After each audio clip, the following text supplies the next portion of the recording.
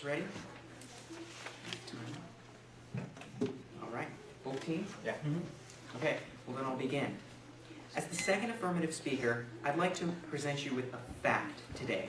The facts. And the fact is that we need reform now. Because every minute we wait, the deficit situation just gets worse and brings us closer to a fiscal crisis. This is from the co-chairman on the President's National Commission of Fiscal Responsibility and Reform, March 2011.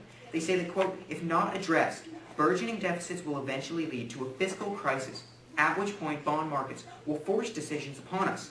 If we do not act soon to reassure the markets, the risk of a crisis will increase. If we wait 10 years, the CBO projects our economy could shrink by as much as $300 billion. And spending cuts and tax increases needed to plug the hole could nearly double what is needed today. End quote. So every minute we wait, our tax reform options to reduce the deficit become more limited, more painful, and more expensive to our economy each and every day we wait. With that, let's address some of the arguments that the negative speaker brought up. Firstly, of his responses to harm number one, specifically that of fiscal crisis. Now, he had two responses here. His first one is that tax hikes are not merited. My response, do not wait.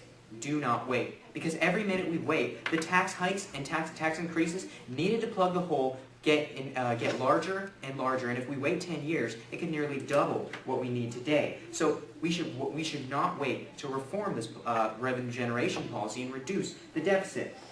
My second response, it flows across from his unrealistic scenario, basically saying that a fiscal crisis won't happen because Congress can just cut spending it whenever they want to. My response to this is National Commission on Fiscal Responsibility. This was from the commission that I read at the beginning of my piece of evidence. Now, these people were assigned to cut spending, basically. Obama assigned them to cut spending and see if they could. But over their 6-month period of operations, they did not come to an agreement on where to cut spending. This commission of 6 Republicans and 6 Democrats couldn't figure out how to cut spending, and Congress won't be able to do that either, as I'll look at later on.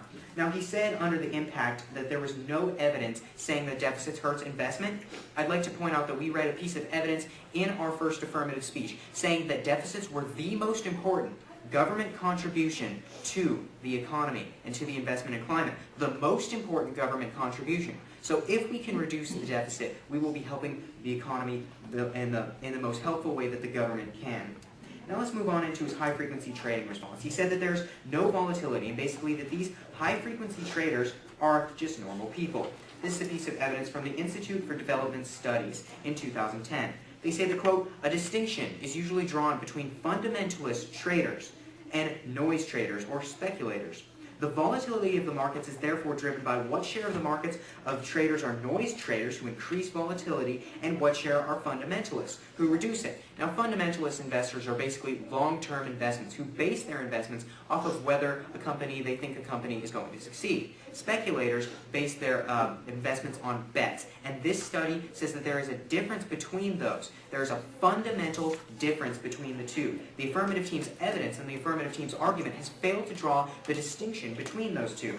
And my second response is evidence says. Evidence says. This is from, I believe this was from 2 PhDs. I'm sorry, I left the credentials back at the table. We can bring those up for the negative team and cross-examination. But they say that in 2011, they say that it is inevitable to observe price volatility which is solely caused by high-frequency trading's presence. The volatility of prices resulting from HFTs intermediating in trades results from intermediating in trades.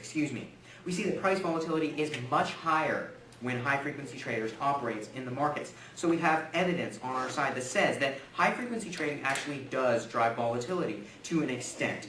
Now let's look into his other responses. His response to history basically was that 70% of the London market is in fact high-frequency trading. My response to this is different markets.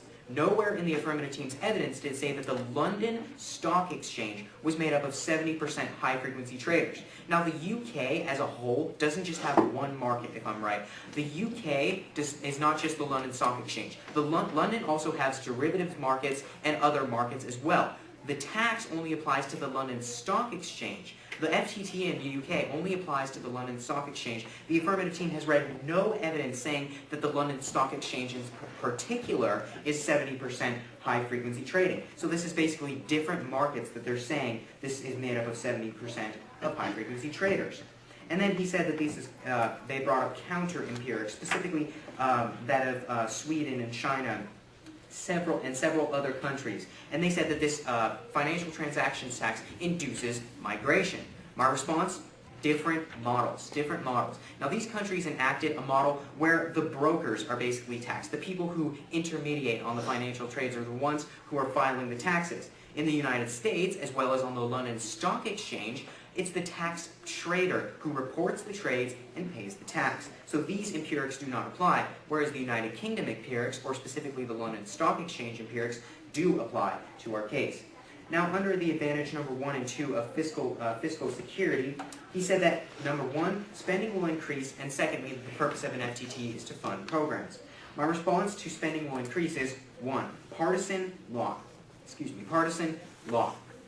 In Congress today, we have what's called political gridlock, meaning that Congress is nearly evenly split between Democrats and Republicans. Now, Democrats and Republicans have completely different spending interests. They want to spend the revenue of the federal government on two completely different things. In fact, this is seen from the National Commission on Fiscal Responsibility and Reform. Democrats and Republicans cannot agree what to cut spending on and what to increase spending on, as was seen from the National Commission on Fiscal Responsibility and Reform.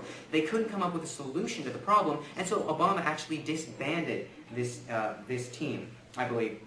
And now we see that we're in a partisan lock and spending will not increase. In fact, the great economist Milton Friedman observed that actually spending decreases during times of partisan lock faster than it increases. This was one of his observations in one of his theories. And my second response is short-run considerations. He said that basically Congress is wise enough and they will increase, and they could increase spending if we give them more revenue. This directly contradicts their argument. That Congress will cut spending in the probability of a fiscal crisis. Congress is going to look at the short run and they're going to see that a fiscal crisis will increase. They won't increase spending. And now he said that the purpose of a financial transactions tax is to fund additional government spending. Now this is particularly in the United Kingdom, where endorsers of financial transactions tax basically want the money to go to third world countries to fund helping poverty. This is actually the goal of several of the campaigns. Now, he said that market stability, we won't get this advantage because it's unquantified and we don't know how many high-frequency traders live in the U.S. and file tax returns. My response is they have to be at the market. This is from Ross Buckley, a PhD in economics. He says that HFT is founded on the ability to react rapidly, the ability to process faster transactions. Market participants are located, their systems beside or within the building of the relevant stock exchange. So we see that they have to be there, we will reduce them, and we will get these advantages. Thank you, and I'm open for cross-examination.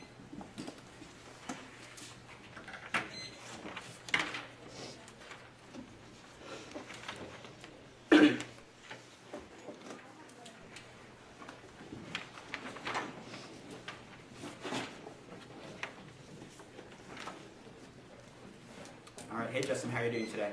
I'm doing pretty well. How about yourself? I'm doing great. Just got a couple of questions for you. All right. First of all, you talked about how a fiscal crisis will become more of a problem over time, correct? Yes. Okay. The probability increases. Okay. Now, isn't it true that every problem gets worse as long as it exists? Well, this one is particularly bad because it eats away at the economy. But yes, I would say that most problems get worse over time. Okay, all right. Now, your piece of evidence under your fact that may reform, can we take a look at that piece of evidence? Sure. Here you go. Okay, all right. And this was from March 2011? Yes. Okay. Now, it said the word soon, and you stressed that. Yes. What does soon mean? What is the quantification for soon? Soon. Okay. Could you quantify that a little bit more? 1 year, 2 years, 10 years? I can't interpret the evidence that way. No, I'm sorry. Okay, but the evidence is they don't interpret what soon means. Yes, I'm assuming that soon would not mean 10 years down the road or several years down the road. In fact, I think soon would imply that the sooner we act, the better. Okay, all right. Now you talked a lot about the National Commission, about how they couldn't agree on spending. The National Commission's plan, the Bol-Simpson bill, actually got a majority vote in the National Commission, right? Yes, but as we saw very recently, it completely lacked a supermajority. That's why it couldn't pass. Okay, all right. That's So it got a the majority, just not the supermajority, correct? Yes, it Okay. didn't pass. Okay, all right, thank you. Now, would you agree with me that in summer 2011, when Congress was threatened by a fiscal crisis and a default, they did cut spending, correct? When? Last summer, 2011. I'm not sure. I'm not sure But about this. isn't that what you base your numbers of fiscal crisis off? That Yes, I do. I do believe that that is true that they cut spending then. Okay, all right. Now let's talk about, actually, read these up from the Institute for Development Studies. Yes. Who is this? Who is this? Yeah. This is a European financial and economic think tank. Okay, and they were doing a study of the United States? They were doing a study about high-frequency trading. Okay, could I get a piece of evidence? Sure. Now you talked under your argument of the UK. You said that the United Kingdom, the tax just applies to stocks. So, It's just on the London Stock Exchange. okay, so That's a particular market. then how is it an empiric for your plan? If it's so different, so we can't compare them, so we don't get an argument, how can it compare to your plan? Well, the main instruments which we tax are stocks, and that's where the 0.5% rate applies. Okay, well, what percentage of the UK market is stocks? I'm not sure. The London Stock Exchange is one of the largest in the world, so it would be a very large percentage. Okay, all right. Now, isn't your argument that hyper speculators are different from high frequency traders? Yes, they're fundamentally different. Okay, why so? Wait, hyper speculators. Hyper speculators versus high frequency traders. Are No, those no, the same no, thing? no, no, no. Those are generally the same. Okay. Hyper speculators, high frequency traders are hyper speculators. Okay, that's high my frequency traders are not necessarily Yeah. hyper speculators. All right, thank you. Now, how long does gridlock last for? Usually at least until the next elections. Okay, all right, thank you. Now, you argued, you actually said that Milton Friedman said that increasing revenue decreases spending or something along those Yeah, lines. this was one of his theories. yes. Okay, all right. And can I get a piece of evidence for that? Oh, I didn't read evidence for that. Oh, okay, all right, thank you. No further questions.